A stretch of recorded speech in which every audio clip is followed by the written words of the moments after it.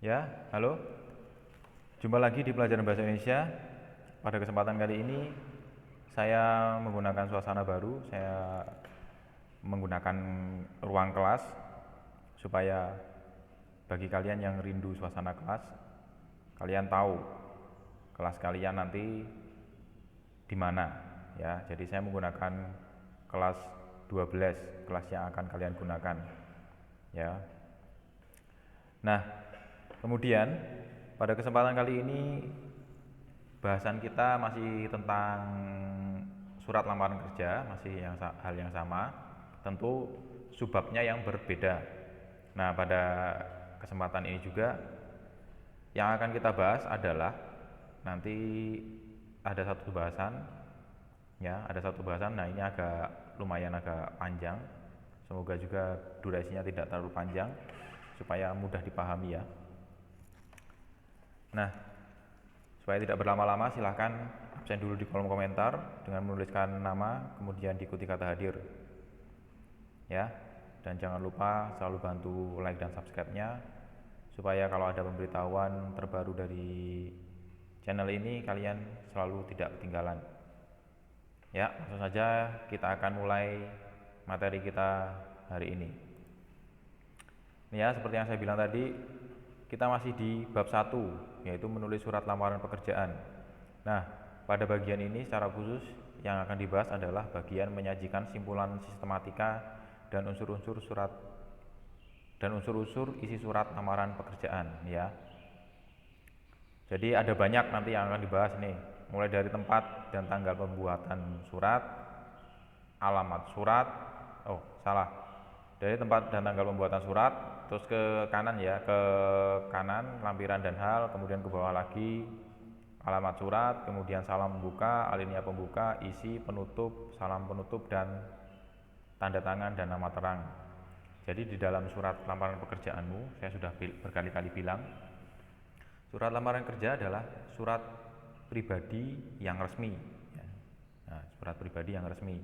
Jadi ya mau tidak mau bahasa yang digunakan juga harus resmi, harus bahasa yang standar, ya. Jadi nanti saya akan uraikan satu persatu. Nah, supaya tidak membingungkan, nanti akan saya gunakan sebagai contoh. Ini hanya satu surat ini yang saya gunakan sebagai contoh. Cuma nanti memang ada beberapa bagian yang saya masukkan bagian surat lainnya. Jadi tidak diambil dari surat ini karena tidak ada. Karena di dalam surat ini tidak ada. Jadi sebenarnya surat ini juga belum sempurna, ya, tapi mendekati sempurna, ya. Jadi nanti bisa diperhatikan, ya. Ini saya buat lama supaya nanti kalau kalian diminta untuk membuat surat lamaran pekerjaan saat praktek nanti, kalian silahkan bisa di screenshot atau bisa di pause supaya nanti kalian bisa melihat apa saja yang harus ada di dalamnya, ya. Oke, kita lanjutkan ke bagian pertama. Ini, ya. Bagian pertama adalah tempat dan tanggal pembuatan surat. Nih, tempat dan pembuatan surat, tanggal pembuatan surat itu letaknya di pojok kanan atas dan ditulis tanpa titik. Nih contohnya, ya. Jadi penulisannya adalah kota, kemudian tanggal. Kota ini adalah kota di mana kamu tinggal, ya, bukan kota kelahiranmu. Karena bisa saja kamu lahirnya di mana, tinggalnya di lain tempat lagi, ya. Dan dituliskan tanpa titik, tidak usah diberi titik di sini. Jadi setelah Semarang, koma, ini ada komanya, ya. Semarang, 17 Agustus 2020, udah nggak usah kasih titik, karena ini juga bukan kalimat, ya. Jadi tempat dan tanggal pembuatan surat itu ditempatkan di pojok kanan atas tanpa titik di akhir karena bukan merupakan kalimat. Itu harus diingat. Ya. Jadi tidak usah menambahkan titik.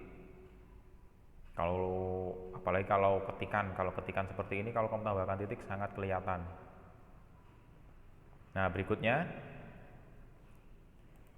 adalah lampiran dan hal. Ya, berikutnya adalah lampiran dan hal. Kita lihat. Nah, di sini seperti ini tidak masalah ya. Jadi tidak harus lampiran dulu kemudian hal. Bisa hal dulu baru lampiran. Ya. Nah, di sini kata lampiran dan hal tidak boleh disingkat. Ya, biasanya kan kalau kalian pernah melihat surat, ada yang kata lampirannya itu disingkat menjadi lam titik. Nah, itu sebenarnya tidak boleh. Seharusnya lampiran ya dituliskan saja lampiran secara utuh. Ya, dituliskan lampiran secara utuh. Kemudian angka dalam kolom lampiran itu ditulis menggunakan huruf. Ini 1 bendel, 2 bendel, 3 bendel itu menggunakan huruf, menggunakan kata, tidak menggunakan angka. Ya, angka 1, angka 2, angka 3 dan seterusnya tidak. Ya. Jadi kamu menuliskannya harus seperti itu, tidak lagi ada yang ditulis singkatan, kemudian di sininya ditulis dengan angka, ya itu nanti akan menjadi salah. Dan itu juga akan mempengaruhi penilaian dari lamaran pekerjaanmu nanti. Jadi tim penilai atau tim penerima kerjanya di sebuah perusahaan pasti akan melihat, wah kamu kurang teliti.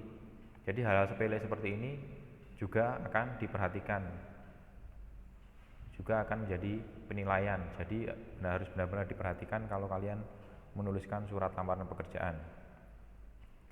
Nah, yang berikutnya adalah alamat surat. Ya, penulisan alamat surat tidak lagi kamu tuliskan dengan disertai kata kepada, tidak. Ya, tidak boleh disertai dengan kata kepada. Kemudian tidak lebih dari 3 baris. Ini masih lebih ya. Ini masih lebih karena di sininya ada keterangan PT. Kemudian jabatan tidak menggunakan jenis kelamin. Nah, ini maksudnya apa? Jabatan tidak menggunakan jenis kelamin itu maksudnya di sini tidak yang terhormat Bapak Kepala Bagian Personalia. Jadi tidak usah ditambahkan kata Bapak atau Ibu Kepala Bagian Personalia, tidak usah. Jadi langsung saja yang terhormat. Misalnya kamu mau menuliskan Kepala Bagian Personalia seperti ini, ya langsung saja ditulis Kepala Bagian Personalia. Tidak usah ditambahkan yang terhormat Bapak garis miring Ibu Kepala Bagian Personalia. Ya. Di bawahnya diberi keterangan boleh, tidak juga boleh sebenarnya. Karena sebenarnya nanti pasti di surat lamaran kerjaanmu di amplopnya itu sudah ada tujuannya ke PT mana itu sudah ada. Makanya di sini tadi dituliskan tidak lebih dari 3 baris. Tapi sebenarnya ini fleksibel, ya. Kemudian alamat, ya. Untuk alamat, nih penulisan kata jalan tidak disingkat JLN atau JL, tapi dituliskan secara utuh. Jalan Jenderal Ahmad Yani nomor 122. Kecuali ini Jenderal boleh, nggak masalah. Jen Ahmad Yani. Jadi tidak usah ditulis terlalu lengkap. Kalau yang ininya nggak apa-apa. Kalau yang nama sudah masuk nama jalannya tidak masalah. Ya. Nah, ini juga sama, tidak diberi tanda titik di bagian akhirnya. Ya, jadi ya sudah, ini karena ini bukan kalimat juga. Jadi ya yang terhormat Kepala Bagian Personalia, terus bawahnya lagi boleh PT langsung ke Jalan Jenderal Ahmad Yani, kemudian bawahnya lagi Kudus, sudah.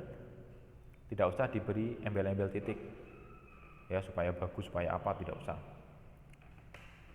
Nah, kemudian yang berikutnya, ini bagian alamat surat ya, jadi harus diperhatikan. Berikutnya adalah salam pembuka. Ya, salam pembuka itu ada di bagian setelah kata dengan hormat digunakan tanda baca koma, ya. Dengan hormat koma. Ya, dengan hormat koma. Kemudian nanti ada kelanjutannya ya. Cuma sebenarnya kalau salam pembuka namanya salam ya ini. Sebenarnya salam itu hanya bagian dengan hormat. Dengan hormat, nah itu harus diberi tanda koma. Karena ini salam kemudian masih ada lanjutannya kan. Setelah kamu memberi salam itu pasti ada lanjutannya. Tidak sekedar memberi salam, setelah memberi salam ya sudah selesai. Itu tidak. Pasti ada lanjutannya, makanya tanda baca yang pas adalah koma. Nah, kemudian selanjutnya adalah alinea pembuka. Nah, ini alinea pembuka yang saya bilang tadi. Jadi kita menggunakan satu surat tapi ada beberapa bagian yang saya harus menggunakan atau mengutip dari surat lamaran yang lain. Ya. Di sini diberi keterangan alinea pembuka itu menggunakan bahasa yang baik dan sopan. Kemudian muncul pernyataan umum yang menggambarkan diri pelamar. Ya. Jadi ini supaya apa ya? Supaya pihak perusahaan juga tidak tersinggung. Ya, dan di dalam menuliskan keterangan tersebut. Dan di dalam alinea ini juga sudah harus muncul pernyataan umum yang menggambarkan diri pelamar. Ya, menggambarkan dirimu. Menggambarkan diri Anda. Nih, di sini nggak ada tadi, makanya kemudian saya berikan ini. Ini contohnya berdasarkan informasi lowongan kerja, berusaha kerja dari sini lowongannya bahwa PT Sejahtera bersama ini saya bermaksud melamar pekerjaan tersebut. Ya, atau diberi juga deskripsi dirimu sedikit tidak masalah sebenarnya, tapi tidak boleh sampai kamu sharing atau bercerita banyak. Ya, itu alinea pembuka. Kemudian berikutnya bagian isi. Nah, ini yang penting. Bagian isi itu ada 3 hal. Yang pertama identitas. Ini maksudnya adalah maksud dan tujuan ya.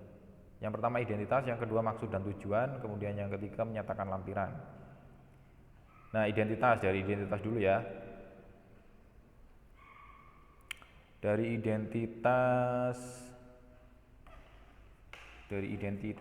itu kalau dilihat nih, yang bertanda tangan di bawah ini saya, nama dan seterusnya. Ya, isi di identitas itu berisi keterangan yang berupa nama, tempat tanggal lahir, alamat, pendidikan terakhir, dan dapat lagi ditambah sesuai dengan keperluan-keperluan yang lain. Tapi jangan terlalu rinci, jangan jangan semuanya kamu tulis di sini. Cukup hal-hal formal yang perlu diketahui oleh perusahaan. Ya. Kemudian di dalam menuliskan keterangan tersebut, huruf awal kata itu bagian ini ya. Nih. Nama, N-nya itu kecil, tempat tanggal lahir, T-nya kecil, alamat, A-nya kecil, pendidikan, P-nya kecil, pendidikan terakhir ya, P-nya kecil. Jadi ini ditulis menggunakan huruf kecil awalannya, tidak menggunakan huruf besar. Karena apa? Karena ini juga masih satu kesatuan. Ya, ini masih satu kesatuan. Masih satu kalimat. Ya, sebenarnya ini masih satu kalimat. Makanya di sini dituliskan dengan menggunakan huruf kecil. Ya, karena di sini kan dituliskan yang bertanda tangan di bawah ini saya. Nah, itu kan berarti saya siapa, itu masih satu kesatuan. Nah, kemudian maksud dan tujuan. Maksud dan tujuan itu bagian ini. Dengan ini mengajukan lamaran kerja ke perusahaan nih, untuk bisa ditempatkan kualifikasi sesuai dengan kualifikasi pendidikan saya. Ya. Nah, kemudian menyatakan lampiran. Ya, menyatakan lampiran itu di dalam lamaran pekerjaan itu terdapat beberapa lampiran tentang syarat yang sudah diminta oleh instansi atau perusahaan yang terkait. Ya. Oleh karena itu pelamar harus memberikan lampiran yang diminta. Misalkan saja kalau ada perusahaan dibutuhkan akuntan dan lain-lain, kemudian berkas-berkas yang dibutuhkan itu biasanya dicantumkan juga apa saja. Misalnya di sini ada fotokopi ijazah, foto ukuran 4x6 dan seterusnya ya. Nah, ini harus dipenuhi juga sesuai dengan apa yang diminta. Kalau mau kamu tambahkan juga nggak masalah sebenarnya. Yang penting yang kamu tambahkan adalah berkas-berkas yang mendukung. Jangan semua kamu fotokopi kemudian kamu jilid jadi satu, kamu kirimkan. Itu malah nanti menimbulkan sesuatu yang tidak baik untuk perusahaan. Ya. Jadi itu bagian isi. Jadi bagian isi itu ada 3. Bagian isi ada 3 hal yang perlu diperhatikan: identitas, maksud dan tujuan, dan menyatakan lampiran. Nah, bagian berikutnya adalah penutup. Ini sama, ini juga bagian penutupnya tidak terlalu banyak bagian penutupnya. Makanya saya cantumkan juga contoh lainnya. Ya, jadi di dalam surat lamaran pekerjaan, isi penutup haruslah menunjukkan keantusiasan pelamar. Ya, isinya harus menunjukkan keantusiasan pelamar. Antusias itu berarti seperti memiliki harapan. Kamu menuliskan harapan. Ya, seperti menuliskan harapan. Ya. Jadi demikian surat permohonan kerja ini saya buat dengan sebenar-benarnya. Besar harapan saya untuk dapat diterima di perusahaan yang Bapak Ibu pimpin. Itu ya. Jadi di sini terlihat bahwa si pelamar itu berantusias, jadi memiliki keinginan yang kuat untuk menjadi bagian dari perusahaan yang saat itu sedang dilamar. Ya. Jadi itu bagian penutup. Kemudian bagian berikutnya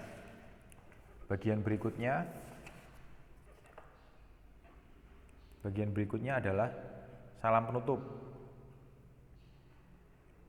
Ya. Salam penutup itu mulai dari sini bisa sampai sebenarnya kalau di salamnya sendiri malah di sini ya. Ini saya salah mengotaki. Sebenarnya malah di bagian ini, salam, hanya salam. Salam itu kan hanya say hello. Hai, halo. Apa kabar? Hormat saya. Itu adalah salam. Ya. Jadi salam itu sebenarnya yang paling inti ada di sini, bukan yang bagian ini. Ini saya yang salah centang. Ya. Jadi bagian hormat saya itu merupakan salam penutup. Karena apa perlu salam penutup? Karena kamu di awal juga sudah memberi salam pembuka. Kalau ada salam pembuka masa nggak ada salam penutup? Ya. Jadi harus ada. Kalau ada salam pembuka ya harus ada salam penutup, harus kamu akhiri. Ya, jadi salam penutup ini sebagai bentuk etika, sopan santun atau penghormatan yang kamu berikan karena perusahaan atau tim yang membaca surat lamaranmu itu mau membaca surat lamaranmu secara atau sampai selesai. Ya, jadi kamu memberikan salam dengan cara hormat saya, kemudian diberikan bagian akhir tanda tangan dan nama terang. Ya. Jadi tanda tangan ini biasanya berada di pojok kanan bawah surat, lalu di bawahnya ditulisi nama lengkap. Tanda tangan, kemudian nama lengkap. Ini ketutupan centang ya. Jadi ada tanda tangan, kemudian nama lengkap. Ya. Jadi itu bagian-bagian dari surat lamaran kerja ya. Jadi ini juga sebenarnya sudah bagian akhir dari surat lamaran kerja. Sebelum nanti akhirnya saya minta untuk membuat surat lamaran kerja yang sesungguhnya. Jadi kita praktek surat lamaran kerja ya. Jadi kemungkinan juga minggu depan kita akan, atau di pertemuan berikutnya kita akan membahas hal yang berbeda ya. Jadi karena surat lamaran pekerjaan itu sudah selesai pada bagian ini, silakan kalau ada pertanyaan seperti biasa, silakan bertanya di kolom komentar supaya bisa langsung saya jawab nanti. Jadi kalau kamu bertanyanya masih nanti malam atau tidak pada jam pelajaran ini, ya berarti jawabanmu juga akan saya balas sekenanya, atau maksudnya sekenanya itu sesempatnya saya membaca komen Anda, komen pertanyaan ya. Jadi itu saja untuk pertemuan kali ini atau pembahasan kali ini.